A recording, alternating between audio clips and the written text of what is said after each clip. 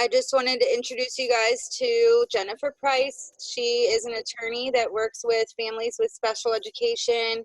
Some of you may have seen her. I recognize her from some of the vendor events that we go to, particularly the Dan Miller summit that we typically are at. So maybe she might be a familiar face.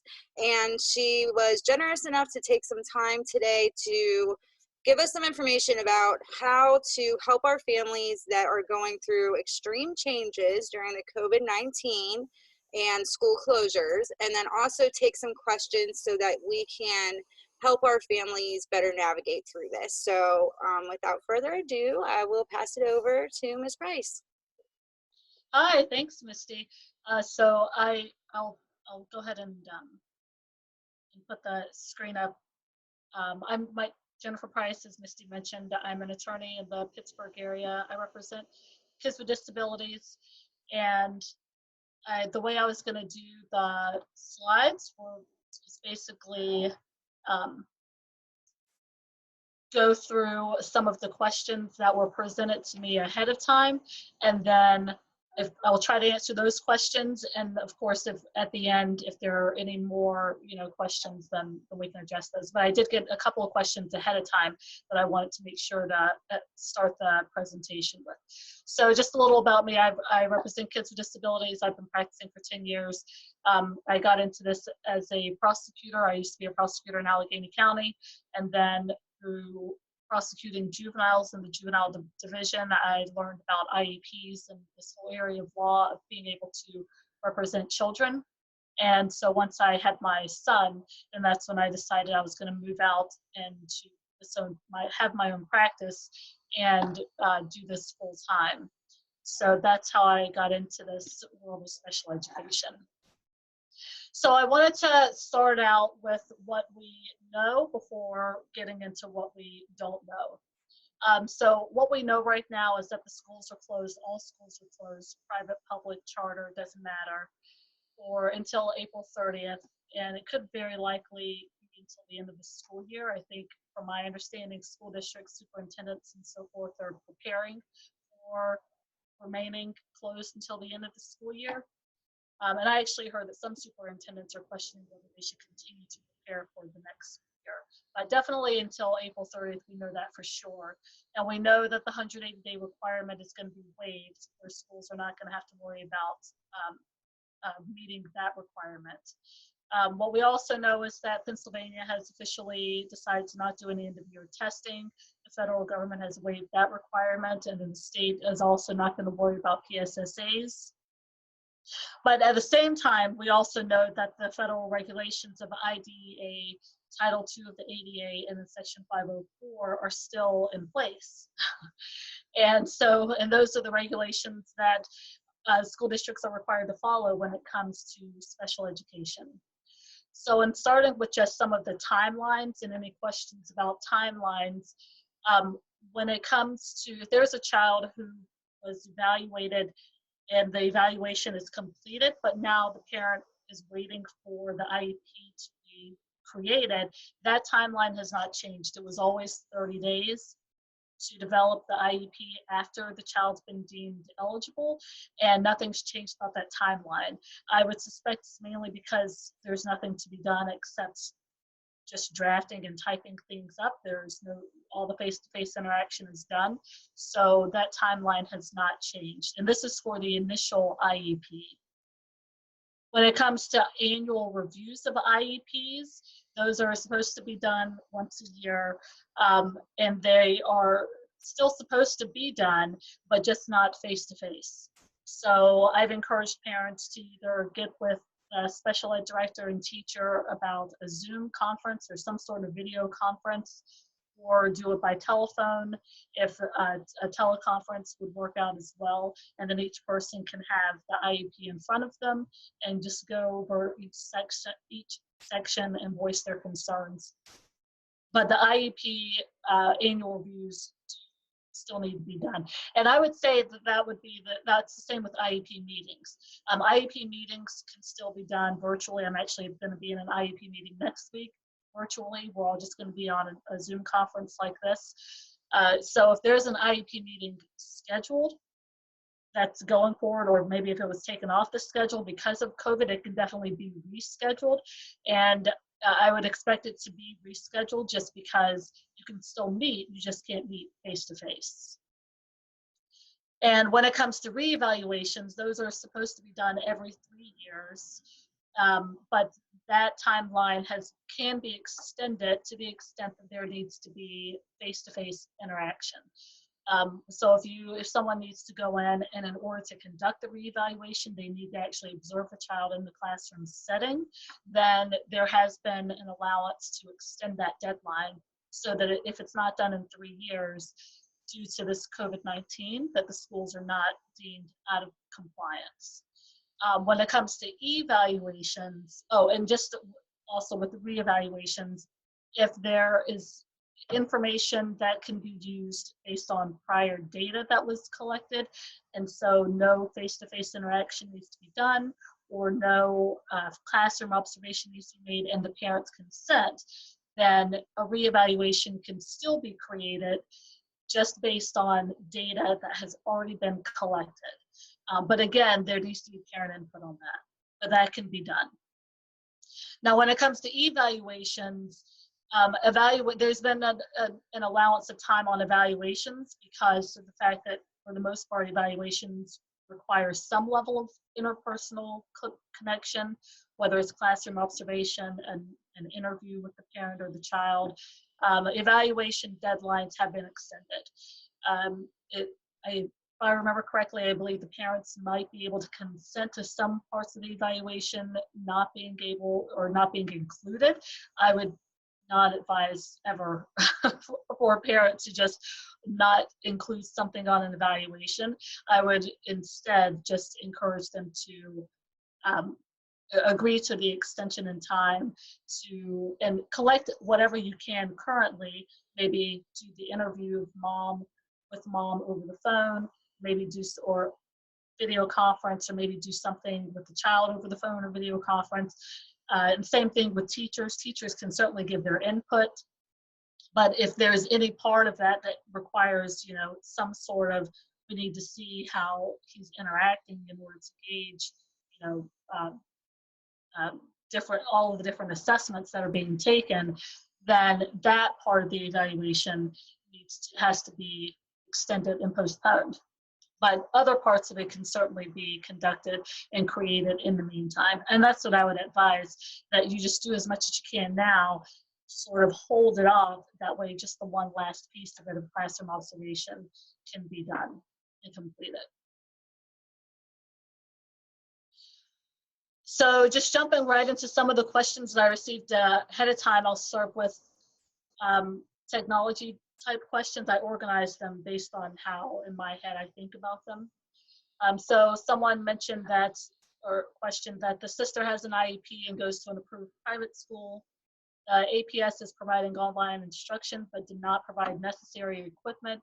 The brother goes to the neighborhood school, and the neighborhood school provided one laptop, but this neighborhood school has a school policy where, at least for COVID-19, one laptop per household.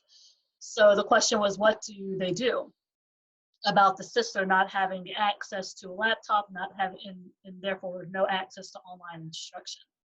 So I actually had a little bit more questions and answers for this one. My question would be, when I read the APS didn't provide necessary equipment, my initial question was whether equipment was provided, and then what was provided. Because at the end of the day, the neighborhood school is what I'm calling the feeder school. So the sister goes to the neighborhood school, and then the neighborhood school agreed to allow the sister to go to this approved private school. So, but at the end of the day, the neighborhood school is still on the hook for the implementation of the IEP. So if there's something that the private school is not providing that's preventing the sister to have access to education, the neighborhood school definitely needs to know about this, because they could be on the hook from a liability standpoint as to failing this child in her being able to receive her education. In the meantime, until it gets worked out, I would certainly encourage some sort of telephonic instruction. I know the Federal Department of Education has been very consistent in their messaging that school districts need to be collaborative and creative in however they're going to deliver education. And this is the time to especially really think outside the box. And one of the things that was mentioned was distance learning by virtue of mailing home packets, but also through the telephone. So I would contact the neighborhood school and let them know what the issue is, whether it's the special ed director or the teacher or both, on an email, and explain to them the problem, reminding them that they are responsible ultimately for making sure that the private school is implementing this IEP.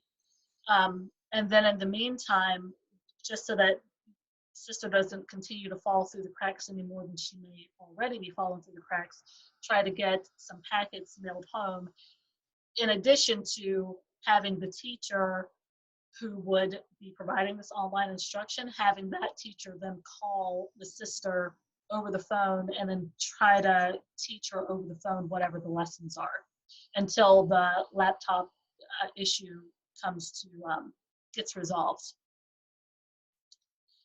So the next question was, I have 4 children, one with a school-issued laptop and the other 3 have no laptop or access. How will the remaining 3 get their laptops? Especially considering the prior question, my initial thought was, well, are they at the same school where the school is claiming the same 1 laptop per household policy? Because the issue is going to be, how is the education being delivered? So one thought process that I have is that there are many children in the household, and there is a laptop, and okay, let me think. So one of the questions why I wanted to know, are they going to the same school, is because I'm wondering whether they're having to share teachers or share resources other than a laptop. Because if they're not at the same school, like in the prior question, then to some extent, the laptop could be shared, at least until another laptop is delivered to the household. And the laptop could be shared in the sense that if the child is not following the same school schedule based on an in-building schedule, so it depends on your district whether that's happening, then, one child could be with one teacher from 9 to 9:30 or 9 to 10, and then another child could get on the laptop and be with that teacher or his teacher from 10 to 10:30, 10 to 11, or what, however it's going to look, but there definitely should be communication with the school district to explain the situation. And then the school district needs to figure out, along with the parents, how to accommodate and make it work. Because if this is a school where they're claiming, if all the kids go to the same school and they're claiming, look, 1 laptop per household, and we absolutely will not give you another one, then they must make another accommodation. And so if that accommodation looks like,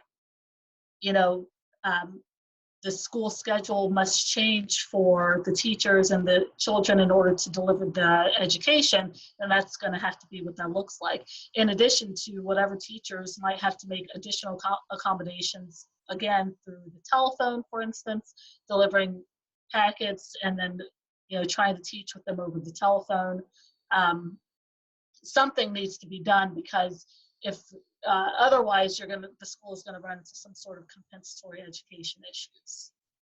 But that would be my first thought in terms of just changing the way the schedule looks, which is why I would also have the question of, how does the schedule look for all 4 children? Is their online schedule the same as the in-building schedule? I know for some districts it's not. It just depends on the school district, whether they're following the exact same schedule.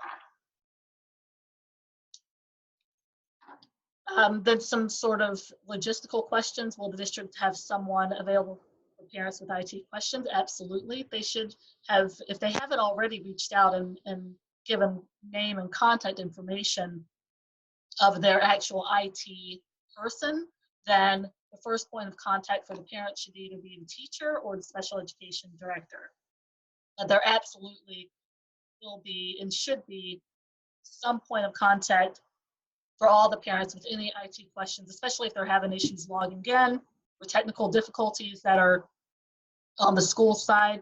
For all you know, there could just be an overload of people getting online, and that's an IT problem that the school needs to fix and address.